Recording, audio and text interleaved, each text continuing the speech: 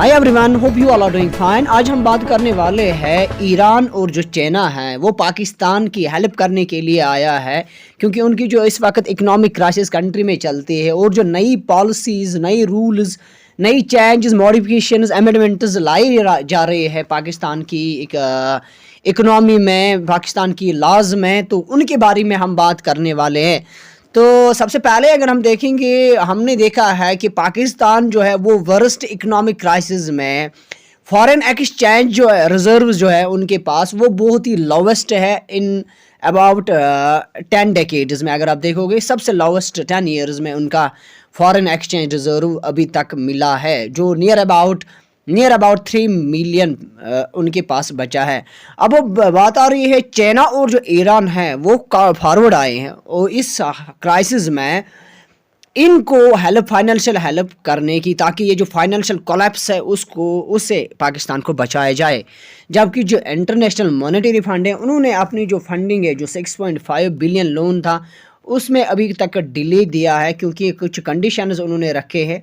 अब पाकिस्तान जो है वो अपनी जो पॉलिसीज़ हैं उनमें मॉडिफाई करने जा रहा है ताकि IMF से वो लोन ले सके। सो इसीलिए ये चीज़ें पाकिस्तान के लिए बहुत ही ज़रूरी है, क्योंकि उसमें से अगर हम देखेंगे IMF कंडीशन और जो पाकिस्तान में जो नए लाया गया है, और पाकिस्तान की असेंबली में गवर्नमेंट फाइनेंस बिल लाया गया है 2023, या मिनी बजट जिसे कहा जाता है, जिसमें टैक्स जो है वो बढ़ाया जाएगा लग्जरी गुड्स पे और सर्विसेज पे। सिमिलरली जो फ्यूल का प्राइस है वो बढ़ेगा, और एसेंशियल जो कमोडिटीज़ है उनकी जो प्राइस है वो हायर अप वो करेंगे।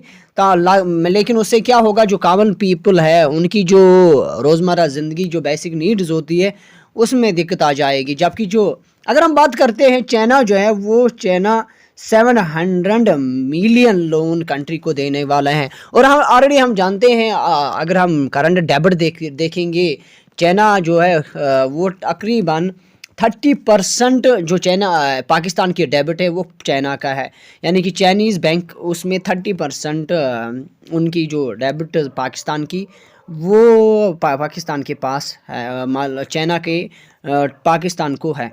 इसी तरीके से जो 7 मिलियन लोन चाइना से दिया जाएगा, उससे क्या होगा, उनकी जो फॉरेन एक्सचेंज रिजर्व्स है वो बढ़ जाएंगे, उनमें उसकी बूस्ट अप हो जाएगी। और वो जो फाइनेंस मिनिस्टर, उनके फाइनेंस मिनिस्टर के मुताबिक ये चीज़ें बताए गए हैं ताकि इकोनॉमिक क्राइसिस से पाकिस्तान को बचाया जाए। सिमिलरली जो पाकिस्तान की जो उससे क्या होगा, नियर अबाउट 20% जो पाकिस्तान की जो फॉरेक्स रिज़र्व है वो इंक्रीज़ होंगे। और IMF जो है ना, उनकी जो कंडीशंस है वो 6.5 बिलियन बेल आउट जो है वो देने वाले हैं, लेकिन उसमें अभी कंडीशन जो रखे गए हैं उनको देखना होगा। सिमिलरली जो अगर हम ईरान की बात करेंगे, ईरान जो है वो अपने ट्रेड को पाकिस्तान के साथ फाइनेंशियल क्राइसिस में बढ़ाने जा रहा है। जबकि उनकी जो ईरानियन कौंसल जनरल जो था, जिनका नाम है हसन नूरानी, उन्होंने कहा है कि लास्ट 10 मंथ्स में जो बायलैटरल ट्रेड जो है पाकिस्तान और ईरान के बीच में वो $2 बिलियन पहुंच चुका है। और उनका जो टारगेट है वो नियर अबाउट 5 बिलियन का है, जिसमें बहुत दोनों कंट्री जो है, ईरान और पाकिस्तान, दोनों एक दूसरे के साथ ट्रेड रिलेशन को बढ़ाने चाह रहे हैं। और नूरानी ने कहा कि ये जो अभी जो फाइनेंशियल क्राइसिस पाकिस्तान में मतलब गुजर रहा है, उसमें कुछ पॉलिसीज़, जो वीज़ा की पॉलिसीज़ हैं, उनमें भी रिलैक्सेशन लाया जाएगा, लाने का सोच रहे हैं, शायद लाया गया है, हाँ लाया गया है। और उसी के साथ जो प्रोग्रेस है वो भी पाकिस्तान की ट्रेड के साथ देखने को मिलेगा।